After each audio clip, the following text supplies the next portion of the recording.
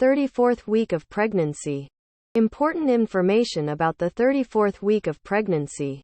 Among the important notes during this period are the following.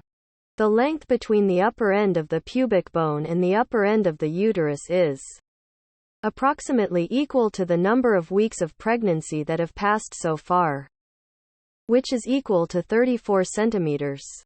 During the last weeks, the pregnant woman feels Braxton's pain, and it is usually more frequent and irregular. The pregnant woman suffers from sleep problems due to the inability to find a comfortable position, in addition to the frequent need to go to the bathroom and frequent back pain. So it is best to drink less fluids before bed, and only go to bed when you are really tired. The mother must decide during this period about the way to feed the child after birth. And if you choose to breastfeed, it is recommended that you start now reading about breastfeeding.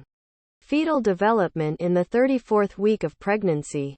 The development of the fetus during this period is as follows. The fetus now weighs about 2.15 kilograms and is about 45 centimeters long. All parts of the body have been around for a long time and are now undergoing a final strengthening process. The mother now feels stronger fetal movements, and during this period she should feel at least one movement every 20 minutes. The child turns so that his head is lowered during this period or the next few. The child has a good chance of survival and is less likely to have breathing difficulties. Important examinations in the 34th week of pregnancy. Among the important examinations during this period are the following. Routine checkups. Routine tests are done, such as fetal weight assessment, blood count, blood iron test, and urine test. Streptococcus bacteria test. A streptococcal strep test can be performed, and this examination is not mandatory.